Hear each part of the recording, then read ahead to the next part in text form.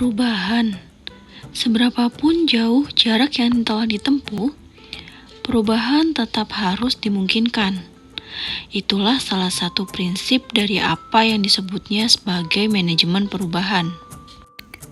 Penggunaan kata perubahan sebagai kata kunci dalam gerakan Reinhold Casali bersumber pada Albert Einstein yang pernah menyatakan ukuran kecerdasan bukan terletak pada kebiasaan memakai alat-alat lama, tetapi pada kemampuan untuk berubah. Dengan gencar, Reinhold mengajak agar kita menjadi change maker yang punya nyali untuk berubah ke arah yang lebih baik. Halo Trust Me People, saya Favrikoni Rizara Devi. Pada video pembelajar kali ini, saya akan membahas dari buku Let's Change. Buku ini akan membahas kepemimpinan, keberanian, dan perubahan. Buku ini karya dari Reinhold Casali. Buku ini ada beberapa pembahasan.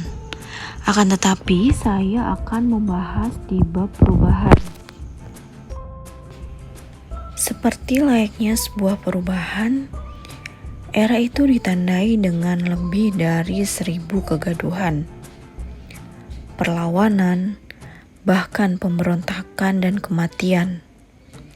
Ada panglima yang mati mendadak, ada keributan besar di Maluku, pengunduran diri dan pemecatan menteri secara mendadak, harga-harga berguncang dan seterusnya.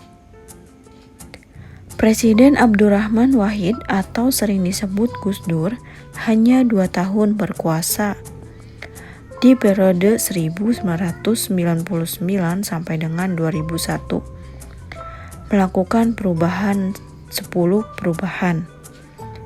Begitupun sebaliknya, hampir 10 tahun memimpin di periode 2004 sampai dengan 2014. Presiden Susilo Bambang Yudhoyono baru menggulirkan 2 perubahan.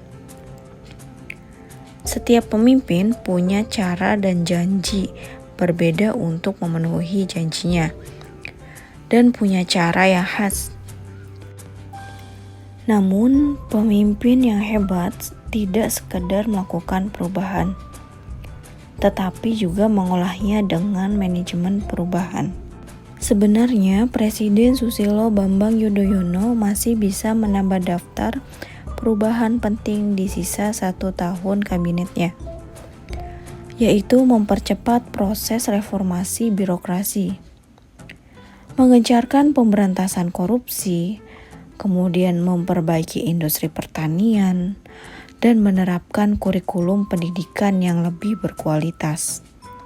Tak dapat dipungkiri, perubahan selalu menimbulkan kegaduhan dan kritik.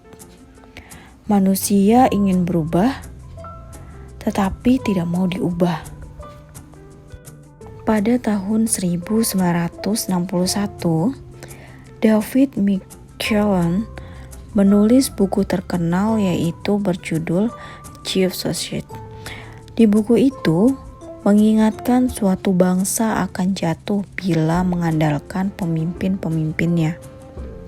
Riset yang dibukukan itu diterima luas di dunia dan diterapkan di negara-negara maju.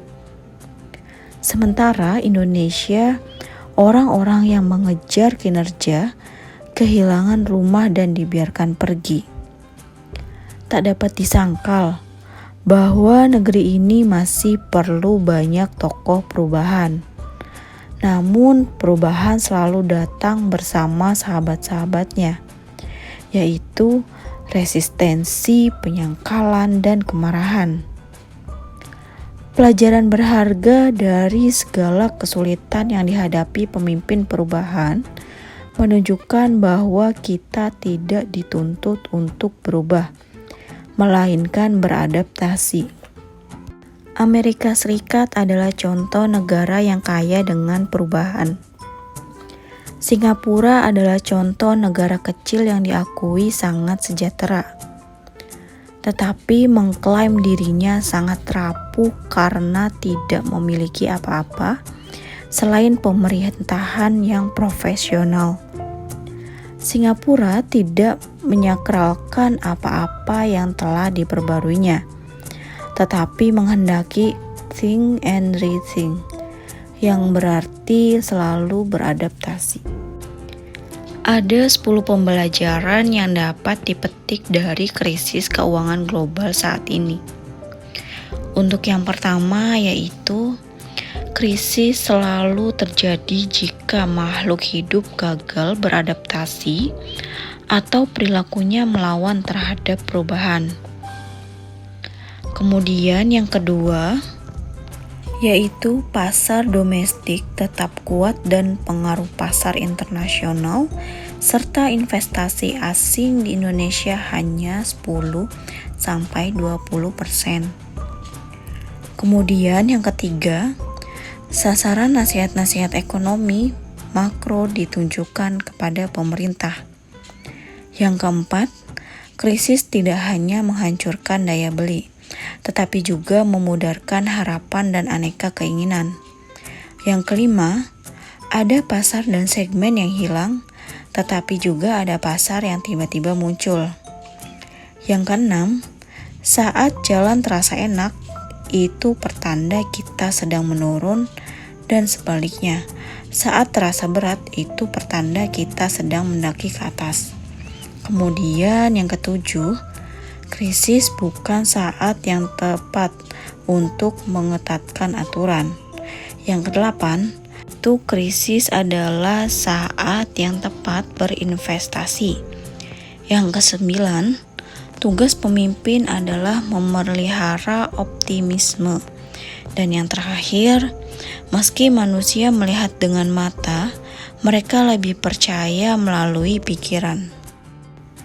Perubahan belum tentu menjadikan sesuatu lebih baik, tetapi tanpa perubahan tak ada kemajuan dan tak ada pembaruan. Waktu berlalu, kita semua pun akan larut dalam kebiasaan-kebiasaan baru, yaitu membaca lebih cepat, lebih nyaman, tidak terganggu orang-orang di sekitar, lebih banyak celah mata untuk beristirahat, lebih besar huruf-hurufnya, dan tentu lebih singkat ditahan. Tetapi, seperti kata Albert Einstein, kita perlu berubah sebab kita tidak dapat memecahkan masalah dengan alat-alat yang sama yang diciptakan sebelum masalah itu muncul.